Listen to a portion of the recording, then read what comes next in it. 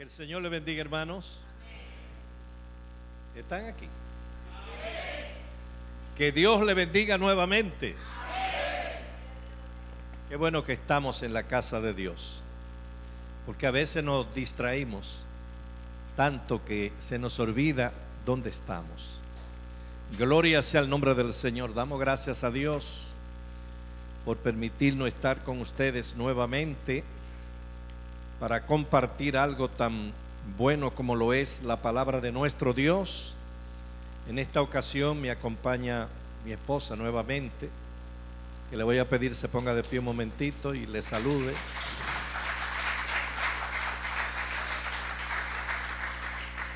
Gloria al Señor. Y esto es bueno, hermano, cuando nosotros nos reunimos todos con una sola intención: alabar a Dios. Alabar a Dios. Aquí, hermano, se pierden los intereses personales, las visiones personales, los deseos personales, para unirnos todos en un solo pueblo en alabanza a nuestro Dios.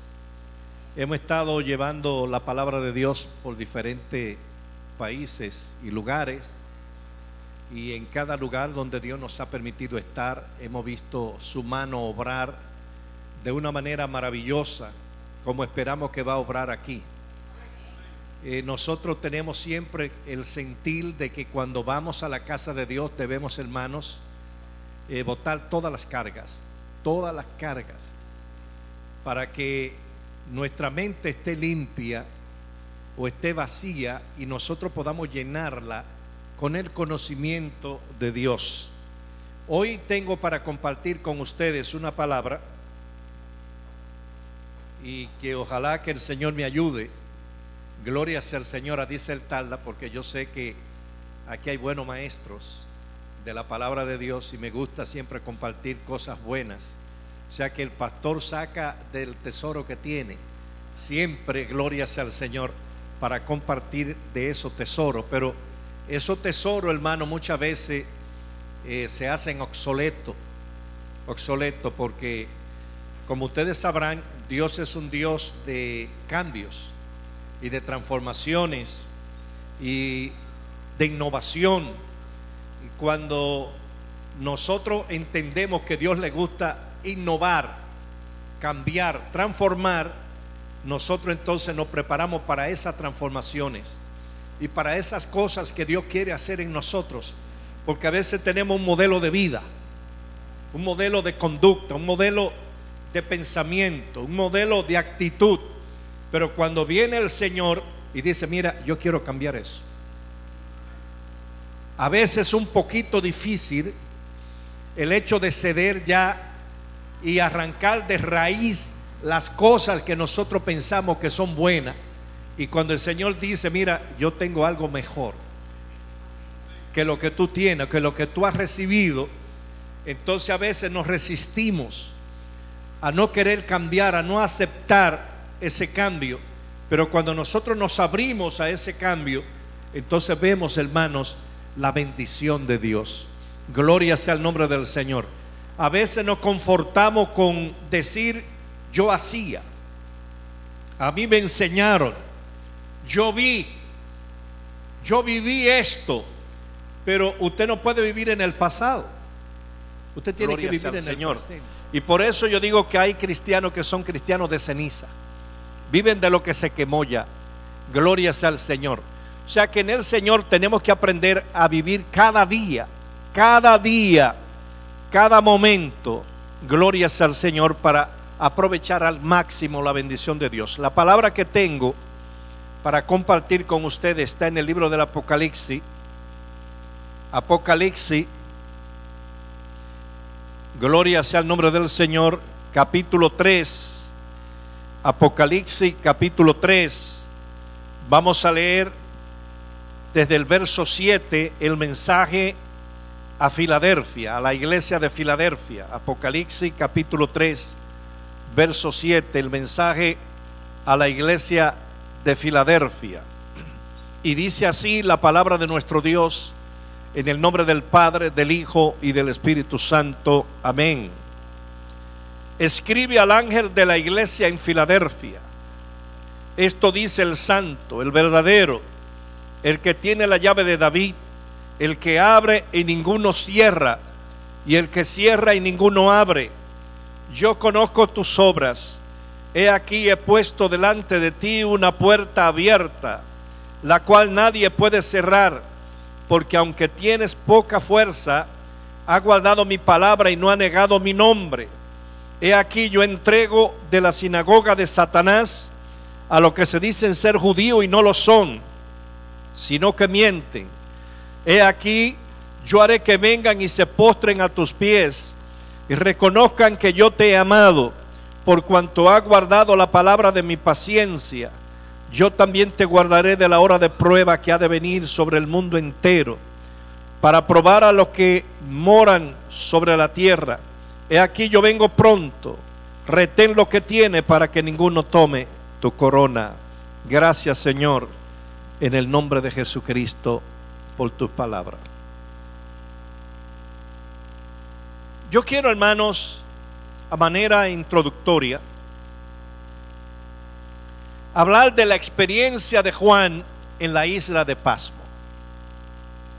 Según un libro viejo de historia, dice que Juan era el último de los discípulos, era el único que quedaba con vida, y ya en la postrimería de su ministerio, él se fue a Éfeso, a la iglesia que había levantado el apóstol Pablo, y allí él fue el pastor de la iglesia de Éfeso.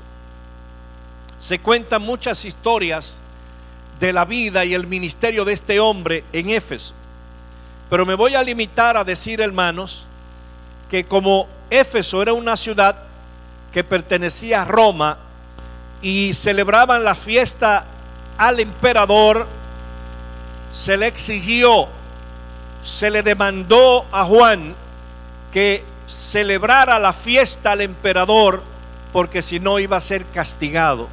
Por lo que Juan dijo que él solamente sus rodillas la doblaba delante de Jesucristo y de nadie más. Juan fue llevado, según dice el libro de historia, para ser castigado por desobedecer el mandato de los romanos. Y cuando él fue llevado para ser castigado, la sentencia fue que fuera lanzado a una olla de aceite hirviendo. Y dice la historia que cuando se tomó a Juan para tirarlo a la olla del aceite hirviendo, cuando Juan hizo contacto con el aceite se enfrió, cosa que causó espanto en los soldados, y dijeron que ese era un santo y que no podían ellos destruir sus vidas, por lo que ellos decidieron exiliarlo en la isla de Pasmo para que allí muriera. Y cuando lo llevaron allí, lo desterraron a la isla de Pasmo. Allí es cuando él tiene la gran revelación del Apocalipsis. O sea que, aunque él se entregó en las manos del Señor y él ya estaba dispuesto a irse con el Señor no había terminado con él. Lo que quiere decir que nosotros no nos vamos de aquí hasta que Dios no termine con nosotros. O sea que la vida suya no está en las manos de la medicina ni en las manos de los médicos. La vida suya y la mía está en las manos de Dios. Gloria sea el nombre del Señor.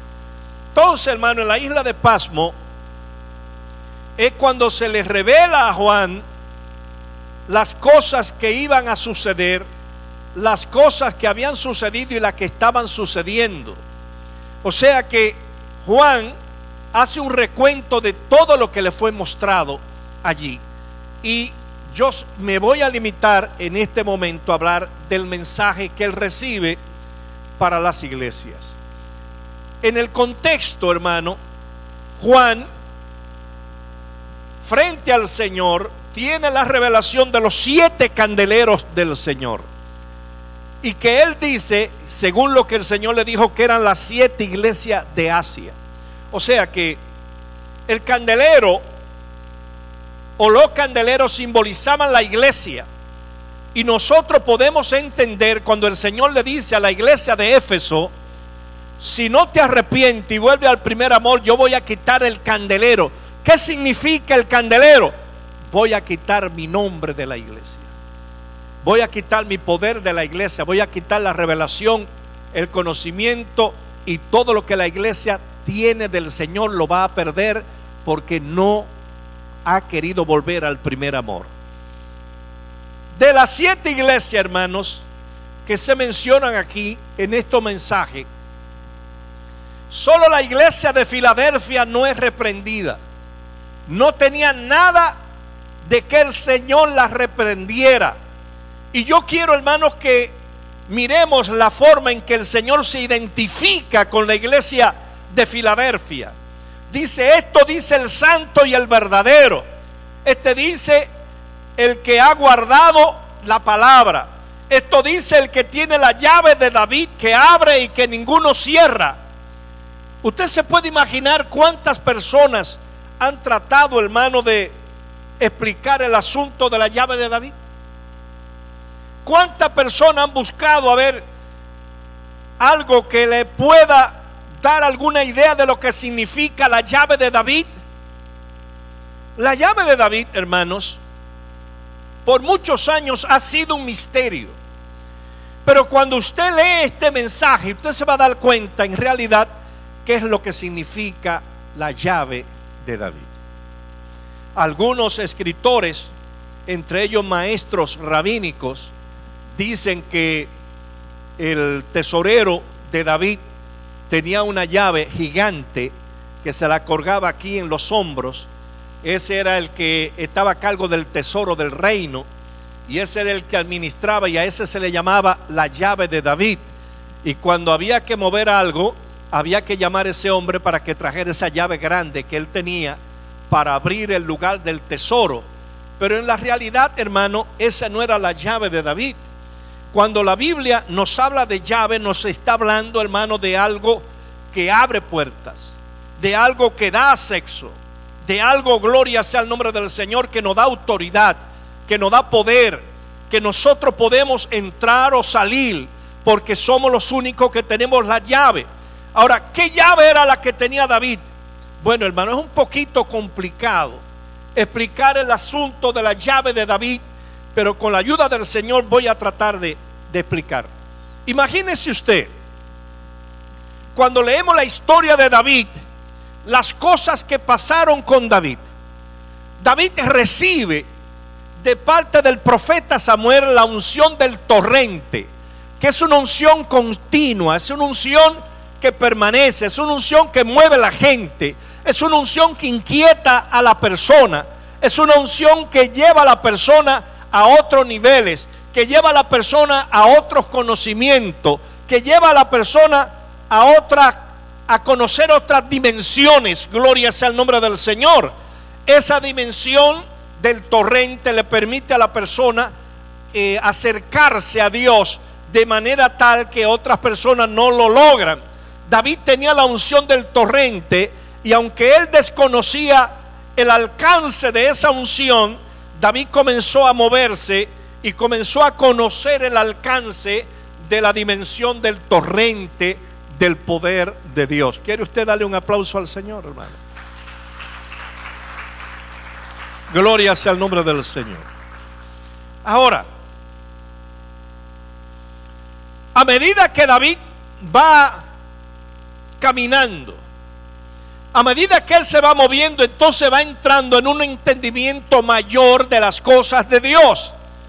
David sabía, hermanos, que había un tabernáculo. David sabía que en el tabernáculo se ofrecían sacrificios.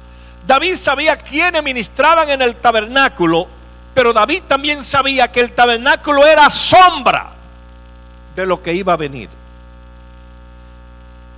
Según las escrituras de David en los Salmos, David nos da a entender a nosotros que el conocimiento que él había recibido era más allá que el conocimiento que tenían los que entraban al lugar santo y los que entraban al lugar santísimo, por la relación que él había tenido con Dios.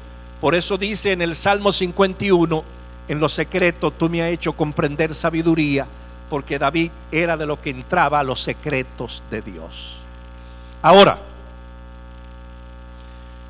como David tenía acceso, tenía llave, tenía puerta abierta para entrar, gloria sea el nombre del Señor, que es lo que dice aquí el Señor: yo he abierto una puerta que nadie puede cerrar, y cuando Dios te abre esa puerta es para que tú entres. Muchas veces nosotros desconocemos, hermano, que Dios ha abierto una puerta para que nosotros entremos, conozcamos y miremos las cosas grandes y maravillosas de Dios, y nos limitamos a lo tradicional, nos limitamos a lo que vemos en otra persona, nos limitamos a veces a lo que nos enseñan. Pero ¿qué pasaría si yo le digo a usted: hay más? Hay más. Dios tiene más que darnos a nosotros que nosotros, hermanos, que pedirle. Alabado sea el nombre del Señor. Miren lo que hace este hombre que posee llave. Este hombre que tiene acceso a la cosa secreta y la cosa grande de Dios. Óigame, no hay parámetro, hermano, que le impida moverse, que le impida entrar o caminar, ni siquiera la ley que había sido dada.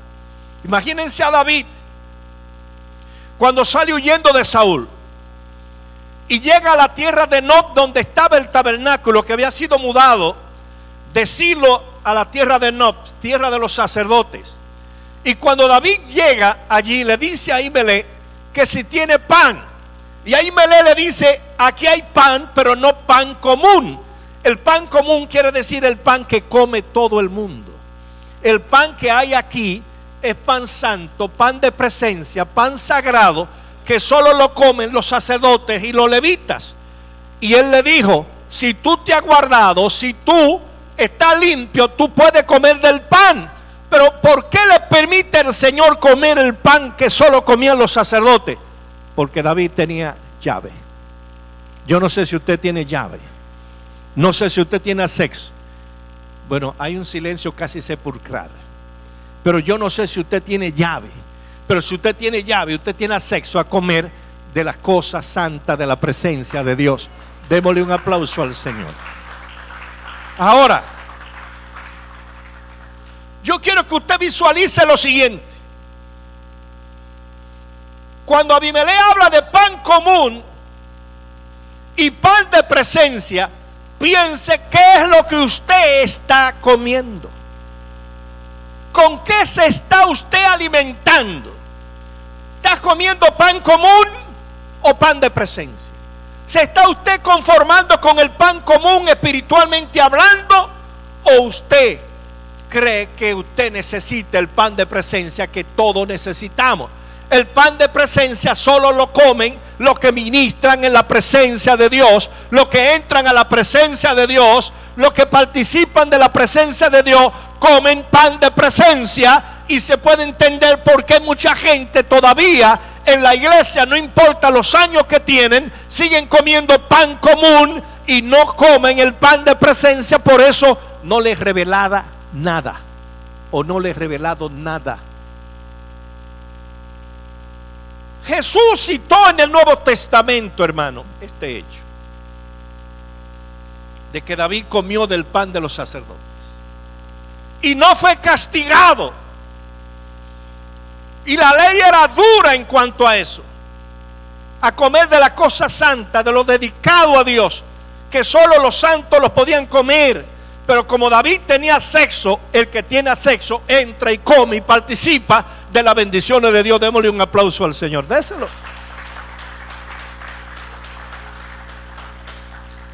Ahora, si Dios ha abierto una puerta para nosotros, hermanos, si Dios nos ha dado una llave, si nosotros tenemos sexo, ¿qué hace usted esperando afuera? ¿Qué hace usted esperando afuera? Si tiene una puerta abierta, si el Señor le ha abierto la puerta. Imagínese que cuando Adán y Eva pecaron, apareció en el huerto una espada encendida. Y esa espada no se menciona más, la menciona Gedeón, la espada de Jehová. La espada de Jehová aparece en el huerto, guardando el camino al árbol de la vida para que el hombre no se acercara. Y cuando Dios ordena el tabernáculo, que era sombra de lo que vendría el tabernáculo, manda a poner un velo entre el lugar santo y el lugar santísimo, porque al lugar santísimo solo entraba el sumo sacerdote y una vez al año. Pero ¿qué pasa cuando llegue el verdadero tabernáculo de Dios Jesucristo y es crucificado, hermano, en el monte Calvario? Cuando Jesús entrega el Espíritu, salió la espada de Jehová desde allá, desde el monte Calvario, se fue al tabernáculo y rasgó el velo, abrió el velo para que la gente participara de la vida que estaba ahí en el lugar santísimo. Alabado sea el nombre del Señor. Abrió la puerta. Ahora tenemos acceso a eso, a la vida. Tenemos acceso a comer de la bendición de Dios a través de Jesucristo, a quien le damos la gloria y la honra. Démosle un aplauso a Él. La gloria y la honra. Pero hay otros casos, hermanos.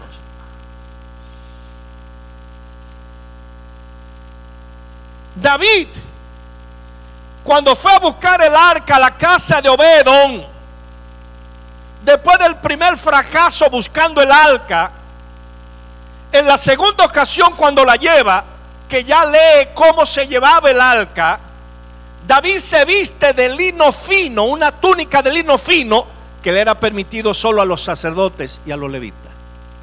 David se viste de una túnica y se pone también un efod, que era con el que se consultaba a Jehová. Se vistió de sacerdote.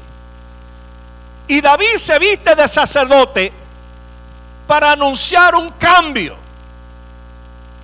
una transformación, algo nuevo que le había sido revelado por Dios. Y David estaba anunciando al vestirse del sacerdote, hermano, el sacerdocio que vendría a través del Señor Jesucristo, un sacerdocio según el orden de Melquisedec. Según el orden de Melquisedec. Ahora, Dios no castigó a David por vestirse de sacerdote, ni por ponerse el efod, porque David tenía la llave. Pregúntele al que está a su lado: ¿tú tienes la llave? Porque si tiene la llave, tú vas a poder hacer muchas cosas. Démosle un aplauso al Señor. Si no tiene llave, no va a poder hacer nada. Ahora, David, al vestirse de sacerdote, estaba unificando dos ministerios, rey y sacerdote, que es lo que se va a establecer según Apocalipsis 1:6. Y vosotros me seréis un reino de reyes y sacerdotes. Gloria sea el nombre del Señor. Eso, hermano, David lo estaba profetizando al vestirse, siendo rey, de sacerdote también. Pero ¿qué pasa en el Nuevo Testamento cuando aparece Juan el Bautista? Juan el Bautista, hermano, sacerdote, hijo de sacerdote, de la tribu de Aarón, hijo de la tribu de Abía, hijo de la orden de Abía. Abía era el octavo sacerdocio según el orden que había establecido David de 24 órdenes sacerdotales. Abía era el octavo. Pues cuando estaba el octavo, y le voy a explicar por qué el octavo, porque el número 8 es transformación, resurrección, cambio, cántico nuevo. O sea que esa era la tribu, gloria sea al Señor, que iba a ser la transición de un ministerio, gloria sea al Señor, a otro ministerio, porque Jesucristo iba a traer los cambios. Según las enseñanzas rabínicas, dicen que cuando Jesús fue al templo para ser presentado allí en el templo a los 8 días de nacido, sus padres llevaron 2 palominos o 2 tórtolas. Esos palominos era lo que se llama en la Biblia una ofrenda de pobre, porque los ricos llevaban un cordero, o llevaban un becerro, o llevaban otro tipo de animal para hacer el sacrificio. Y cuando se hacía el sacrificio, el padre, oiga bien, el padre de la criatura tenía que confesar delante del sumo sacerdote: ese es mi hijo. Pero Jesús no era hijo de José, por lo tanto el padre no iba a permitir que José dijera que Jesús era su hijo delante del sacerdote. Y dicen los rabinos que cuando el sacerdote fue a sacrificar los 2 palominos se fueron, se escaparon y no pudieron presentar a Jesucristo. Y como no lo pudieron presentar, tuvieron que llevárselo.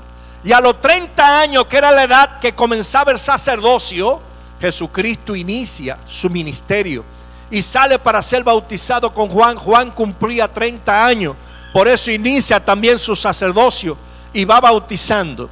Y cuando Jesús llega al río para ser sumergido, al Jordán, por Juan el Bautista, Juan no lo quiere sumergir, pero él le dice que lo hiciera para que se cumpliera la escritura. Ahí va a haber una transferencia. Juan iba a transferir el ministerio arónico al de Jesucristo, para que Jesucristo ejerciera el ministerio. Lo transfiere al bautizarlo, porque Juan era el sacerdote. Juan era de la tribu de Aarón y transfirió el sacerdocio a Cristo. Y cuando Jesús sale de las aguas, se abre el cielo y el Padre mandó su ofrenda del cielo, una paloma que se asentó sobre la cabeza de Jesús. Y entonces el Padre confesó delante de todos los que estaban allí y delante de Juan: ese es mi Hijo amado. Dele un aplauso a Cristo. Maravilloso Dios. Maravilloso Dios. Ahora, hermanos, David se viste, hermano, de sacerdote siendo rey, y lleva la corona de rey y lleva el sacerdocio, coge delante. David no puso el sumo sacerdote, ni puso, hermano, uno de los sacerdotes. Él cogió la delantera. Y dice la escritura, caminó 6 pasos, indicando las 6 ministraciones del tabernáculo, y ofreció dos sacrificios. Uno, hermano, gloria sea al Señor, un holocausto para perdón de los pecados, gloria sea al Señor, consumación de los pecados, y un sacrificio de paz, porque ofreció un carnero por la paz, perdón y la paz. Cuando caminó 6 pasos y comenzó a danzar y a gritar delante de Dios, demostrando no que el gozo que había en él era mayor que el que tenían los demás, sino que en él había un torrente de poder y de bendición, y que él agradecía a Dios por lo que había hecho en su vida. Cuando usted realmente tiene ese torrente, usted se goza. Usted no está tranquilo en un asiento. Usted, hermano, se siente incómodo en no poder alabar a Dios. Usted tiene que entender que estamos en este lugar es para gozarnos, es para alabar a Dios, es para dar lo que hemos traído al Señor. Ayer preguntaba a la hermana qué trajimos para Dios, y lo más importante, hermano, es cuando traemos gozo. Imagínense lo que escribe David en el Salmo 100. Dice que entrar por sus puertas con acción de gracia y por sus atrios con las alabanzas.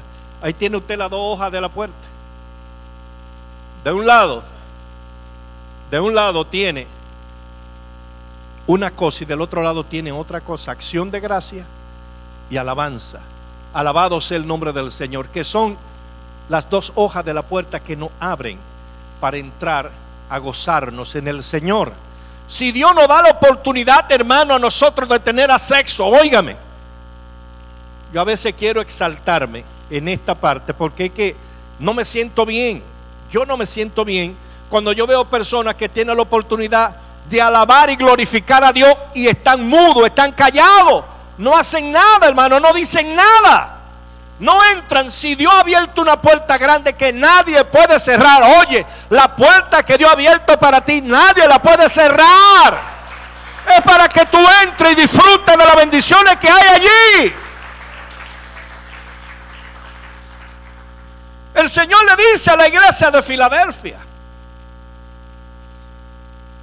que aunque es pequeña, aunque no tiene poder, hermano, aunque no tiene fuerza, tiene 2 cosas buenas: ha guardado mi palabra y no ha negado mi nombre. Oigan, qué 2 cosas más significativas: guardar la palabra y no negar su nombre. No se habían vendido. David, hermano, disfrutó en tiempo de la sombra, disfrutó de la plenitud de la bendición de Dios, porque él se fue más allá. Se fue a lo que iba a venir, se fue a lo que Dios iba a derramar. David comenzó a vivir eso. Y la tercera cosa que hizo David una vez que llevó el arca a Jerusalén, hermano, que adoraba delante del arca. David adoraba delante del arca. Y eso nada más lo podía hacer el sumo sacerdote. David no se llevó el tabernáculo de Moisés. David dejó el tabernáculo de Moisés en Gabaón, pero se llevó el arca porque entendía que la presencia estaba en el arca. Y que aunque él no llevó los altares para llegar al arca, convirtió a los sacerdotes en altares. A todos los que iban allí tienen que levantar la mano y adorar en alta voz. No es decir, como dicen algunos evangélicos modernos, amén. Es alabar en alta voz, es soltar la voz, es dejar correr la voz, es darse a sentir en el lugar donde usted está. Es que su alabanza se oiga, se sienta.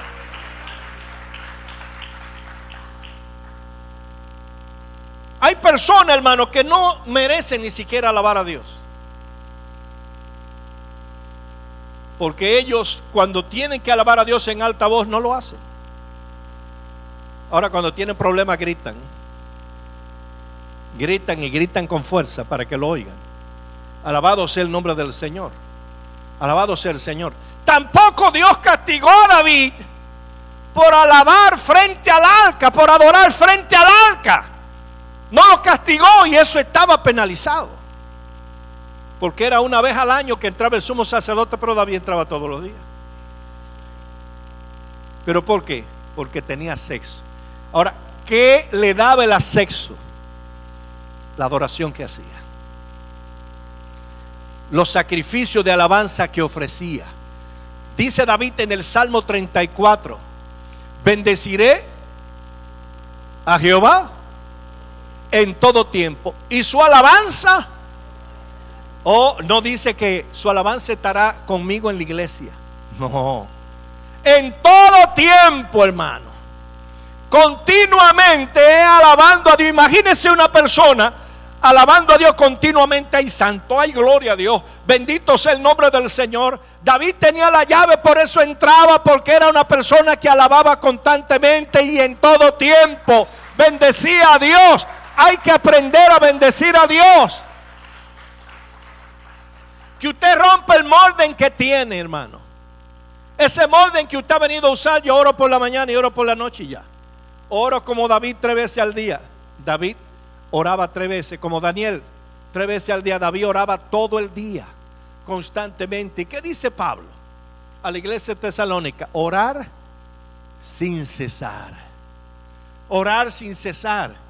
O sea, no detener la oración. Si Dios ha abierto una puerta, hermano, es para que usted se goce.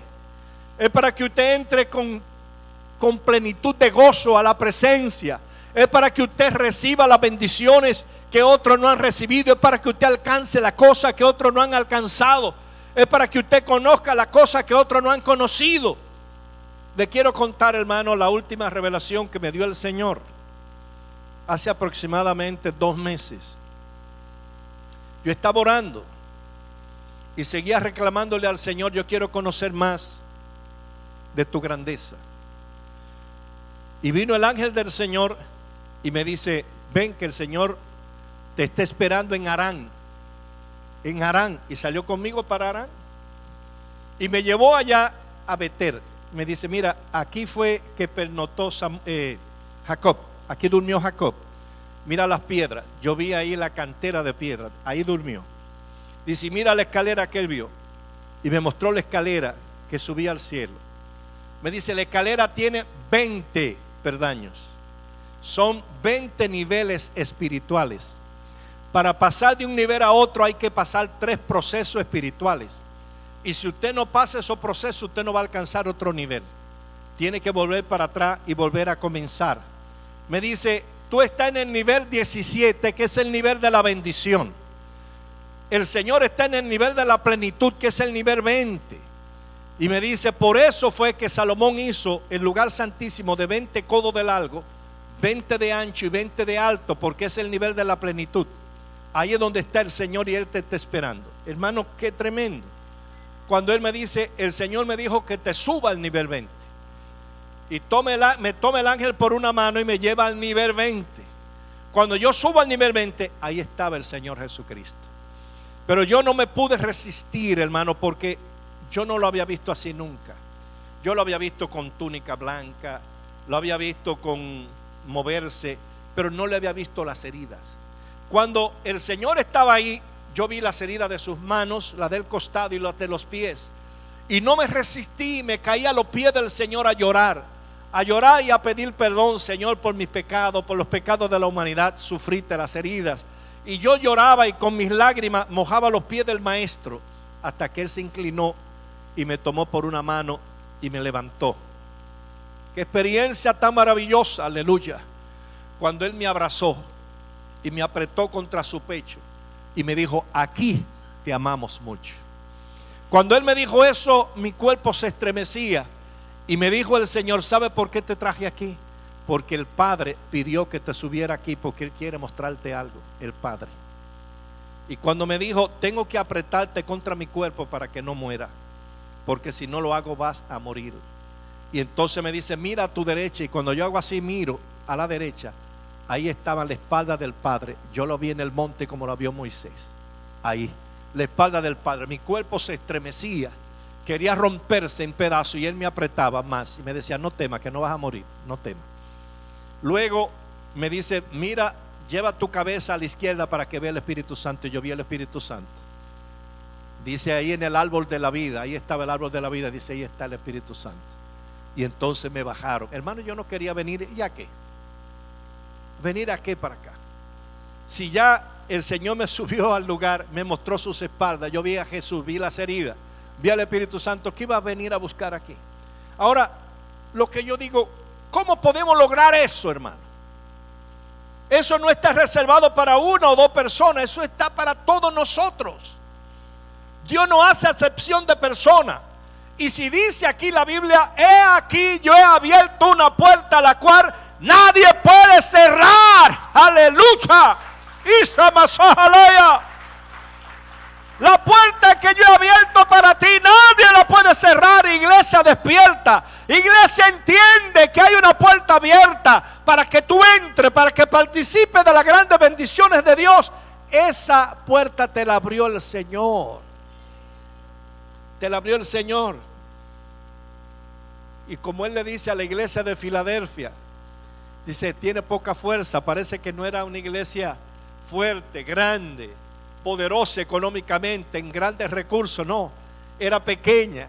Él le dice: pero tiene dos cosas muy buenas, dos cosas que yo he admirado en ti. No las reprende por nada ni por nadie. No tenía cosa mala. No ha negado mi nombre y ha guardado mi palabra. Guardar la palabra, hermano, nos hace dignos de que esa puerta permanezca abierta. Si Dios ha abierto una puerta, es para que tú dejes de ser lo que eres y te convierta en lo que Dios quiere que tú seas. Que tú salgas, hermano, de la situación en la que estás. Que salga, hermano, de la condición espiritual en la que estás. Que no estoy diciendo que es mala, pero tal vez pobre, tal vez sencilla. Entiende que Dios ha abierto una puerta para que tú crezcas y te desarrolle, para que tú conozcas y para que tú recibas. Dios tiene más cosas para ti. Díselo al que está al lado: Dios tiene más para ti, hermano. Vamos a darle un aplauso al Señor. Dios tiene más.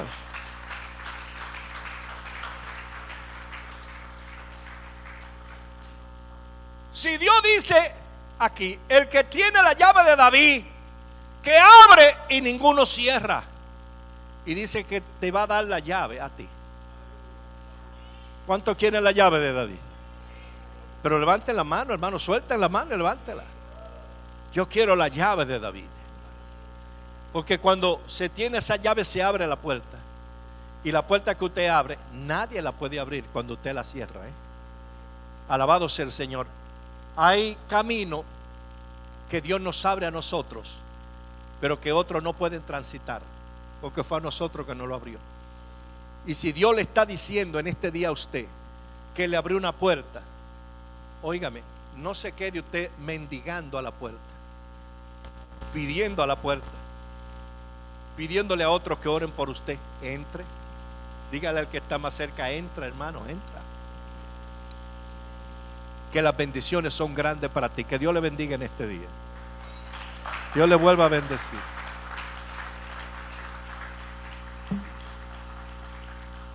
Gracias, Señor, por la puerta que tú abres para nosotros. Gracias por la llave de David. Gracias, Señor, por la transición, por los cambios y las transformaciones que tú haces. Gracias por permitirnos entrar por esa puerta que tú has abierto para nosotros, porque yo sé que seremos grandemente bendecidos y prosperados. Muchas gracias en el nombre de Jesús. Amén. Que Dios le bendiga a todos, la persona que continúa. Y muchas gracias.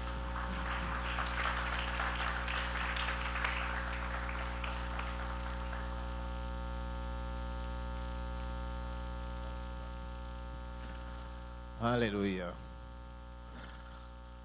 Siempre hay algo para